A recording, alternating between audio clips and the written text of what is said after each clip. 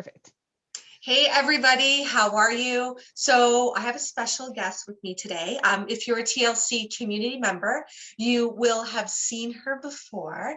This is Susan, and she is from All Things Preserved.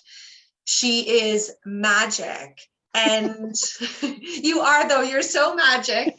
And before I turn everything over to her and her expertise, I want to tell you a little bit about why I asked her to come here today. So as you guys know, I've launched my vegan meal kits. I am super excited about them, but let me tell you, thank you. The whole process, I still had an uneasy feeling in my gut. And you guys know I can't really ignore my gut feelings, but like most of us, I just kind of shoved it in there and kept going. But what that uneasy feeling comes for is nothing about the food that I'm presenting, you know, all vegan, gluten-free, organic, local.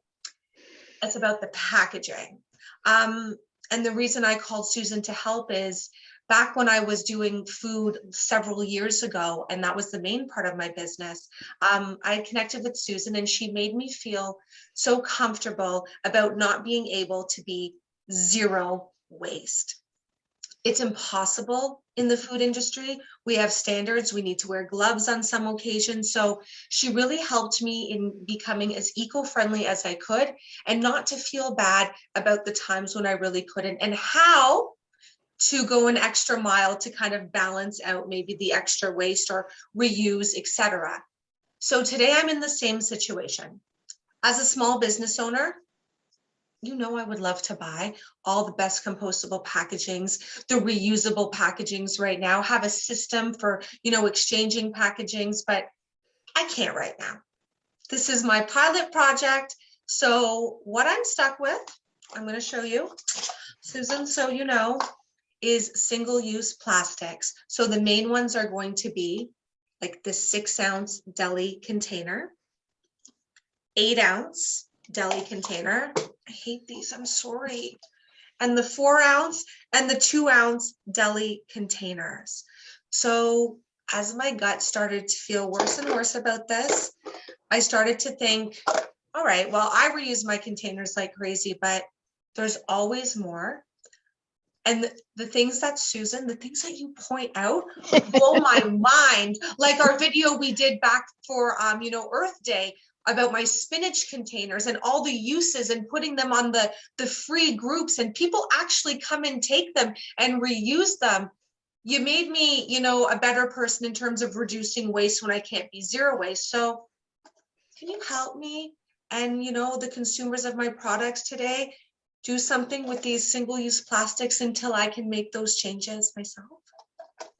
I guarantee you will feel empowered and at peace with doing what you're doing. First of all, what you're doing is amazing. Thank you. And all of those things you mentioned as you're talking about these meal kits are hugely important, about vegan and local, organic. You know, when we're talking about environmentalism and being aware of climate change and sustainability, all of those things matter. So you have giant check marks in all of those categories. So in terms of balance, and that is one of my favorite words to use, your way, well, whichever way the scale goes, I don't know. You're doing an amazing job with all of those things, all of those qualities that you're bringing to the meal kits. This one side that you're uneasy with, yes, we can talk about all the uses for them, but I don't want it to go unnoticed that, you know, you're doing an awesome thing to begin with. And by it being local and by it being a small business that isn't, you know, trucking in things from who knows where and, you know, having things imported, and doing the best with what you believe in, those are huge. Those are huge assets for this program. And when I say all those things, I'm not judging anyone who, you know, buys food that's imported or buys things that are ready-made. We all, as we like to say, we do what we can. And if we can't make strides in one area, we focus on another one and we do the best we can, right?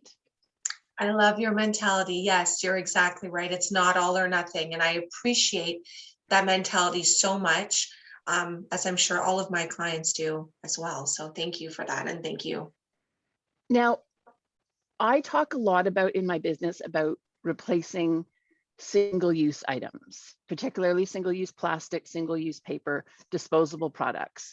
And you know what? It struck me a few days ago. I'm doing a disservice to those items. You know, you hold up that container and you say, this is a single-use plastic container. Who made it single-use? Wow, Right? you're right.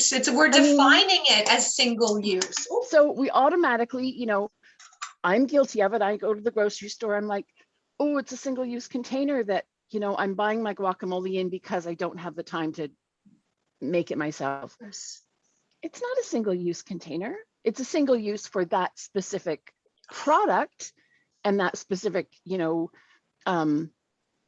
place that actually made the guacamole and put it in the container and brought it to the store, but it's not a single-use container. And I think that that sets our mindset all of a sudden, before we've even enjoyed this wonderful meal, we're feeling bad about what we're bringing in. So I think that has to change. And probably once you start seeing what you can do with all these containers, you'll think differently. At least I hope you will. Already in itself, that is mind-blowing. See, this is why I love you, because in life I always talk about how much I hate labels of all sorts. In my practice, I hate labeling a diet.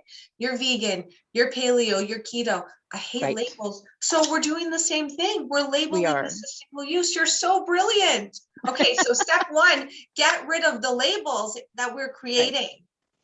Right. Okay. Absolutely. So from your point of view, it is, you are using it one time for your purpose, for preparing ingredients for people to take to their home. Exactly. So that is its first use, right? Okay. It is by no means its last use, though. Obviously, leftovers, like right off the bat. The best thing about storing leftovers, and I mean leftover anything, whether it's a condiment or, you know, an actual part of a meal, right, storing them in clear plastic containers, I believe, and this is speaking from, you know, personal experience, you're going to waste less food because you actually see what is in your fridge, what's sitting on your counter, wherever you store it, what's in your freezer, and it keeps it top of mind. You put a solid colored lid on that and then stick something else on top of it in your fridge. I don't know about you, but like it's, I've forgotten what I, you know, put in the fridge yesterday. So being able to look and absolutely identify what you have means you'll have less waste. And we're not talking about wasting the container, we're talking about wasting the food, which is of course, absolutely important in terms of environmentalism, right? 1,000%. I find that true with freezer, because also I'd like to use these clear plastic containers in my freezer, because the freezer sometimes is like where things go to like die, and all of a sudden you're like, what month is this from and what is this? But you're right, when I can see through, those are the things that I grab first, because I'm like, oh, there's the sauce, or here's the mac and cheese. Absolutely. These containers, I love them for the freezer because they stack so nicely. And because of, you know, the way the lid is sort of indented, they stack and they don't, the stack doesn't topple over. That's right. So they kind of nest, right? Yeah. Now, my only warning when using them in the freezer is try not to manipulate them as soon as you take them out of the freezer. If you try and take a lid off, or if you drop it, they are quite fragile in their frozen state. But you leave it out on the counter for 10 minutes and it's perfectly fine. And obviously you're not reheating in the plastic. No. So the life of the plastic that you're using for freezing food is extended because it's storing food in a obviously room temperature and then frozen state. Nothing is being absorbed by the plastic. It's only when you heat it, right? And So thank you obviously for that saying isn't. that. That's an important story. And for a nutritionist standpoint, I want to add same thing when you're filling your containers, wait till your food is cool. Do not put hot ingredients in a plastic container. Although these are BPA free, we talk about BPA is the scapegoat. So BPA is far from the only toxin that can leach into our foods from, plastic containers. So thank you for bringing that part up. And again, having it in the freezer and being able to identify it, like you said, it's the first thing you'll take. You'll actually use what's in your freezer. Plastic containers with that clear plastic lid, even if it has a label on it, Sharpies are your best friend because you can write on them as long as it's dry. I used to write on the lid. Then when I realized I started stacking them, I have to actually take them out and look at them. So I just write on the side what it is and the date.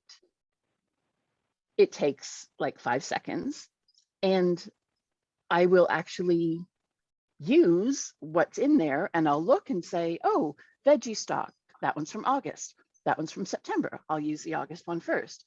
So again, it helps keep your food, I don't know Organized. if you can say fresher when it's in the freezer, but organized. And also you're going to get the most nutrient dense foods in the right order, because as we know, the longer food sits, it can use its nutritional value. So if you're eating your stuff in order, you're getting your maximum nutrients as well. So many benefits to that. So in terms of storing dry goods, they're fabulous, right? They're airtight. Again, they're great for the pantry. You don't have to worry about them breaking and clunking around like glass jars, even though I do love my glass jars. I do love using the plastic containers. For dry goods, again, you don't have to worry about anything leaching. In the fridge, because I'm a fabric junkie, if I'm putting anything that has moisture in it, like, well, these are probably far too small for you, but like baby spinach, for example. Yeah. If I have a handful of baby spinach and I need to store it, if I put it in a container that has a seal, I'll put a piece of fabric in, just a square, like cotton piece of fabric. And that, a lot of people will use paper towel. And again, use what you have. It balances the moisture, so it will absorb any excess moisture. It won't absorb too much moisture, the food won't dry out, but it prevents things that are in an airtight container from getting, from rotting too quickly. Right. So you can extend the life of your food that way. And a lot of people will say, oh, herbs, for example, you can keep in a glass jar with water in them, or you can keep in a bag, or, roll them up. I personally need things that don't topple, don't spill, don't unroll. Just that's my nature. I want to be able to grab it and not worry about, whether I've spilled the jar that has the herbs sitting in a little bit of water, because that's just a nightmare in my fridge. But using them that way, you just have to prepare a little bit, and it just takes, like I said, a scrap of fabric, and the life is extended even further, which is of course important. I love that. And these are great sizes too. Like, yeah, maybe spinach is a larger green, but like microgreens, things like that, and absolutely fresh herbs. So that's amazing. And I love the fabric idea. So thank you for that as well. That's a huge bonus for this. And those little ones, I mean, my son has a serving of fresh spinach, baby spinach every night, but just plain, absolutely plain. So that little tiny, I don't know, 4 ounce. Yeah, container, the 4 ounce container. Yep, these are the 4 ounce. Amazing. Is perfect. He eats like 10 leaves. Perfect. Shove them in there and they're ready to go. And you've got your little side dish done. I love that. You're right. Yeah. I'm always thinking big because me, I eat like 4 pounds of spinach a day, but not everybody does it. We don't all eat 4 pounds at one serving. So right. Or if I'm trying to portion it out, because we use it for smoothies every day as well, portioning it out is great. I don't have to, in the morning when I'm making the smoothie and I'm not at my best, I can just take one of those containers and I know it's the right amount. So there are lots of ways that help If I had a big container of spinach, which I do, and it's not as easy as grabbing a little container, I might not put it in my smoothie that morning if I'm feeling a little lazier. So yeah. And we all know how much spinach helps us during the day. So Greens, greens, that's a greens. bonus. Exactly. And then getting outside of your home. Well, still on the food topic. Okay. I remember years ago, my mother and I were trying a recipe. We were baking something, and we went to a bulk food store, and there were a few ingredients we didn't normally use. So these were new to us. And, put them in their plastic bag and had it weighed and brought it home. And, it would say, hey, you need a cup of almonds, for example. Right. Well, we bought what turned out to be like a cup and a half. Now, it probably wasn't almonds, but it was something that we weren't going to use. Right. Or not likely to use for anything else. So we're left with this bag that didn't have a label on it. I think it had a twist tie. Went ahead and made our recipe, and then we're left with these little bits of everything. So the next time we went in, we brought exactly those containers, knowing that this is 1 cup, this is 2 cups, and we could say, and I don't think you didn't serve yourself at the time, but we would like 1 cup of whatever it was, 1/3 of a cup, which was, one of the smaller containers. And then when we made the recipe, there was no waste. And there were no extra bits hanging around in our pantry that frankly are either going to go stale or get dropped or get lost. And I still do that system now when I'm trying out something. If I'm trying out a recipe and it says, again, something that isn't a staple for me. Right. Maybe some sort of different spice or some sort of different flour that you're not using on a daily basis. Absolutely. You want 1 cup of it, you know exactly what that container holds. And I don't think well, at least right now, most bulk food stores, you're allowed to bring your own containers. You weigh them first, fill it up, or don't fill it up, whatever, fill up however much you need, and then use it. And again, no waste. You've got a great container that's easy to carry, isn't heavy like a handful of glass jars. And you can label it ahead of time so you know what you're getting, and then you're ready to go. So for how that fits in with your meal kits is perfect, because people can shop for or measure out of bigger containers those specific ingredients. Yeah, and we always think, I'm like, you go to the bulk food store, you need bigger things, but you just brought up such a valid point, because let's say for spices, you can buy any spice you want in bulk, and there's so many spices out there to try. So along the basics of the oreganos and things we have, using a container, the 2-ounce container to get like 2 tablespoons of, let's say, star anise that you're not sure that you're going to use all the time. You're right. I never thought that you can literally go to the bulk food store like this and not use a little plastic bag with a twist tie. Mm-hmm. That's and a you don't great have idea. you don't have to do anything when you get home. You don't have to transfer it into a spice jar. It's already there. Now, if it's something you use regularly, you probably have a jar, and it is more Yes. convenient to, shake it out or whatever. But for those little things, or if there are seasonal things or spices that go together, like for example, I make a Cajun spice blend, and it's a handful of spices, I'm going to say, that I really don't use for anything else. So I keep all those containers together so that when I go to make the blend, I've got them all there and they're good to go. And again, yeah, those even if seal really well, right? So they are sealed really well, and even ahead of time too, if there's a spice blend, you make pumpkin spice that just passed that season or anything, maybe we could already have prepared spice blends ready to go, so it makes smart meal prep even quicker. You need your Cajun spice blend. Here it is, 2 tablespoons of it, dump it in your recipe. Absolutely. That's amazing. Yeah. And if you have a handful of those, or however often you shop, however much you shop for, they don't weigh anything. So carrying them to the bulk food store, like I said, compared to carrying glass jars, again, if that's your thing, absolutely, they're wonderful. But they're light, they're not breakable. They're so easy to stack inside each other. Yeah, I'm a big fan, as you can tell. Yeah, no, that's great. That's a whole other use that I wasn't really thinking about either, actually taking them to shop with. So that is perfect. I'm feeling, my gut's feeling better by the moment. All right. That's the plan. So what else do you have for us? Not that this So hasn't been enough, but in the same food vein, I mean, obviously repurposing them yourself is I don't want to say the most efficient, but the easiest thing to do. right. If you can't repurpose them for food, and this is something that is local to each person, there are some places, some food organizations who will accept used food containers, clean, obviously, but used food containers. Some don't. Some have a rule of only using new takeout containers. But that is something to look into in your own community. Okay. Because there are some smaller organizations, some who just work with different rules. And once you know a place that will accept them, then you're set.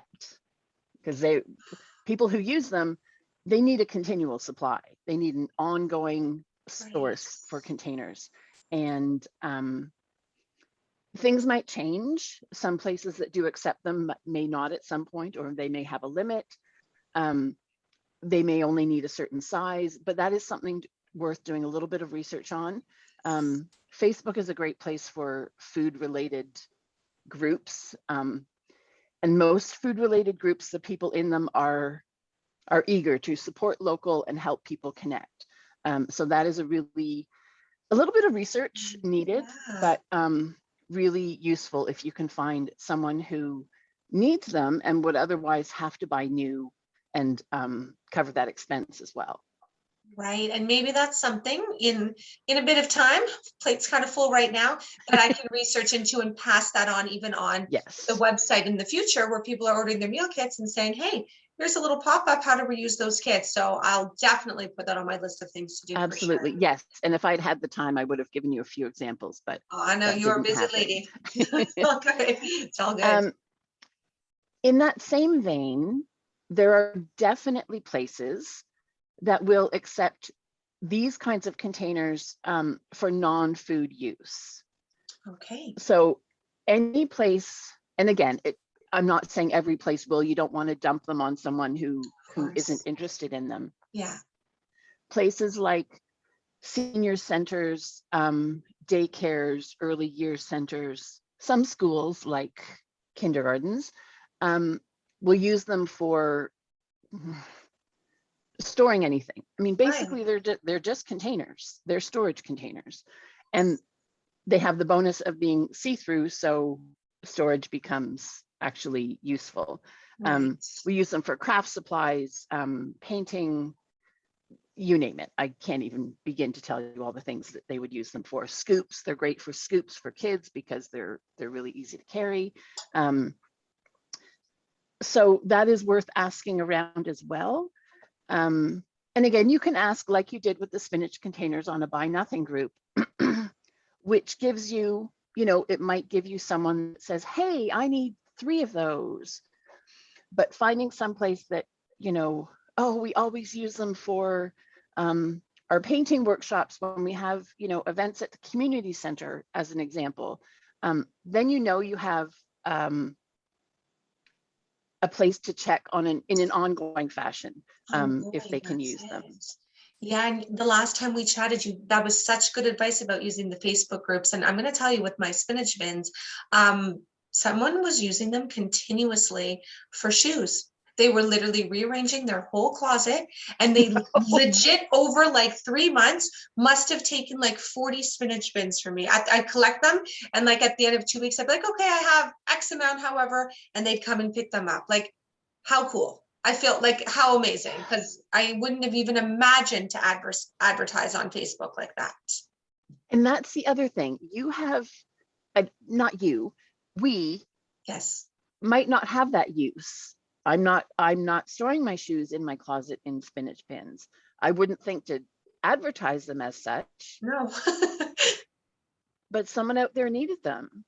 Yeah. And, failing that, they could have gone to a Container Store and bought brand new clear plastic bins for their Right. shoes. Guess what? That plastic didn't have to be produced. It was already here. Yeah. So, I mean, everybody wins in that case. Yeah. And I'm assuming those containers are going to be in use for quite a while. Yeah, I would think so as well, So yeah, that was super cool. So I would encourage anyone, even if you think, and I have family members that are like, "Oh, seriously, no one wants those yogurt containers." Yeah, they do. And if I, had a greenhouse and I was planting seedlings and I need the little yogurt containers, even if they don't have lids, that's perfect. People use hundreds of them. Please start collecting, in January for people who need them in April to start growing seeds. It's brilliant. I do seeds. I'm like this, you just blew my mind. I'm like, I do seeds. Mm-hmm, Okay, mm-hmm, gardeners, so you can start collecting. That's right. absolutely. Yeah.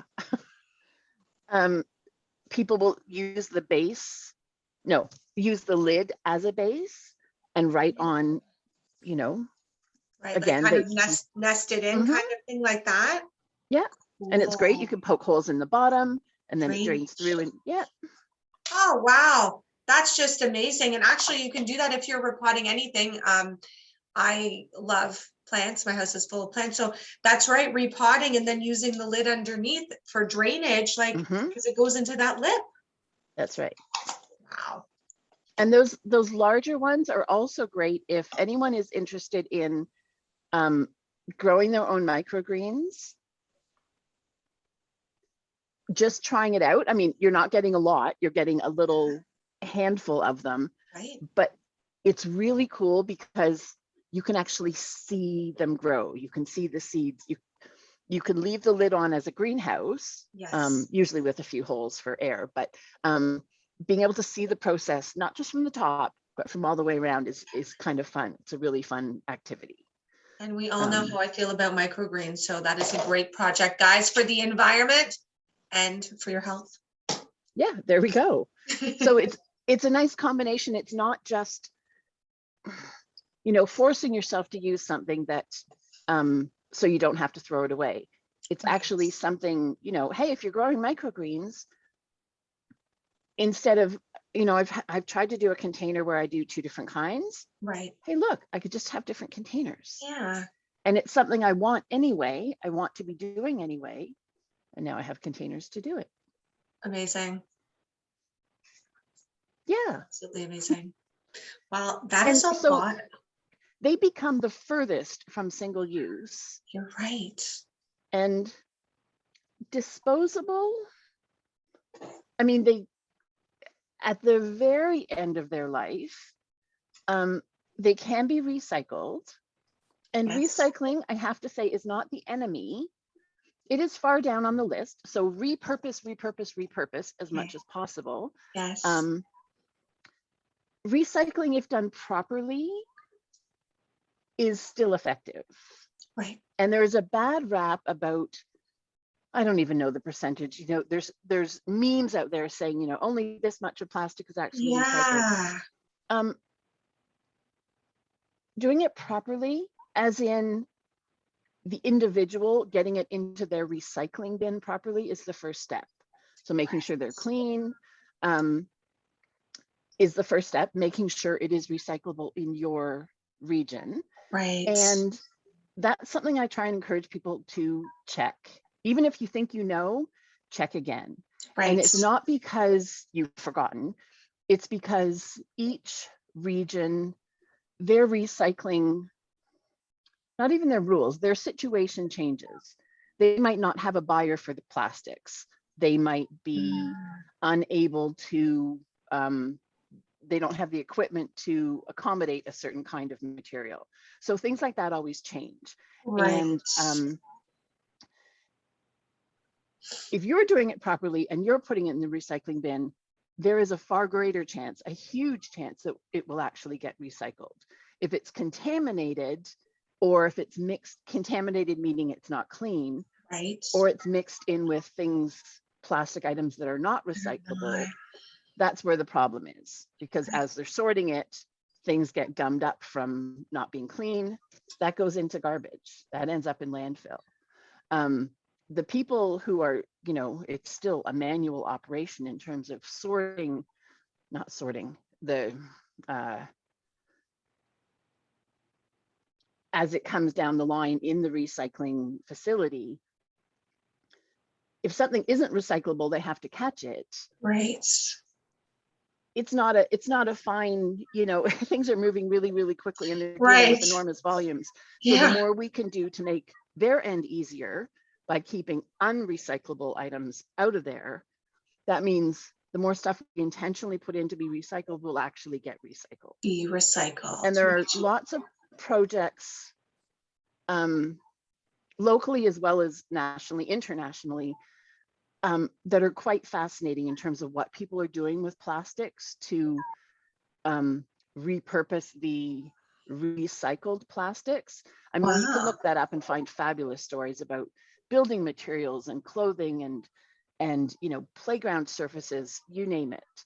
So if that is the end of its life in your life, then as long as you're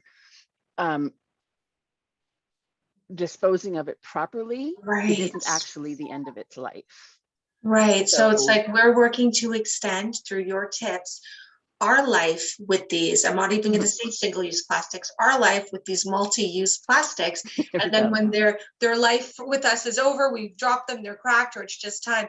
It's our responsibility, which I take very seriously in my household. It's so annoying with some of the jars where like you need to soak them for like years, it feels like, but it's so worth it to recycle properly. So these become the lining of like my vegan purses. This is the lining of like my Matt and Nat purses. It says made with water bottles, recycled water bottles. So cool. Absolutely.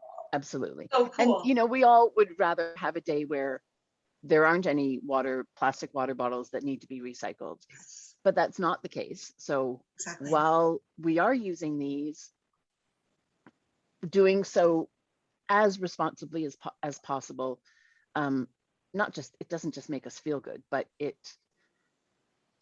makes them have a justifiable purpose from the very beginning when they're filled with your amazing meal kits.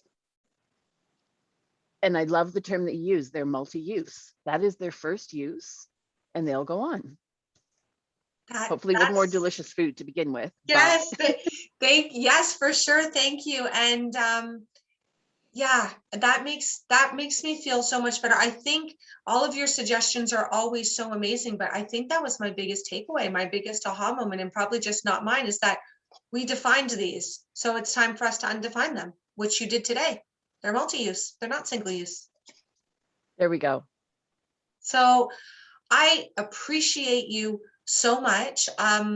I will continue, I promise you that as part of my meal kits, I will continue to advocate for, multi-use plastics instead of single use, instead of feeling helpless and just apologizing for them. That was what I wanted to do today. Instead of just apologize, sorry, how can I make an action out of it and kind of move forward in a positive manner? So I will continue to advocate for these multi-use plastics, eventually adding things to my social media and my website, thanks to you and your knowledge and your passion on this topic. I love that idea that as you're sharing your meal kits with people, you can also share the ideas that, your train of thought in terms of your packaging and the challenges, psychological challenges that are part of it, and then continuing that by educating them with, if they're struggling with that, or even if they're not, and they just hadn't realized that this was an issue, giving them options just furthers their education. So again, you're not just offering nutritional education, it's a lifestyle. And it's all, thank you, it's all hand in hand, because holistic nutrition is as much about our being and our mind, body, spirit as it is the environment around us. And if the environment around us is in chaos, no matter how good we eat, how we manage stress, how well we sleep, we're not going to be in balance. So I really want to be able to have that balance. And thank you for suggesting all of these things. So now I can hope to come from a place of balance and empower others, with knowledge to do the same. So my pleasure, guys. I'm going to post everything below where you can find, Susan and All Thing Preserved on social media, her website, because her tips, as you can see, are insanely helpful and totally get us to think outside the box. So check her out for sure. And I'm pretty sure it's not going to be the last time that we have a chat together like this. Oh, I hope not. Yes. Yeah, for sure. We So did promise to have one in person at some point. So this will happen. The first one in person so many years ago was so fantastic. It will happen again. Mark our words. So absolutely. You know what? I talk to people about it to this day. It was so nice. Yeah. It was so good, and it will happen again. So excellent. Thank you again for all of your tips, and we will see you soon. Excellent. Thank you for having me. I love chatting with you. Always a pleasure. Okay, we'll talk to you soon. Okay. Bye. Bye.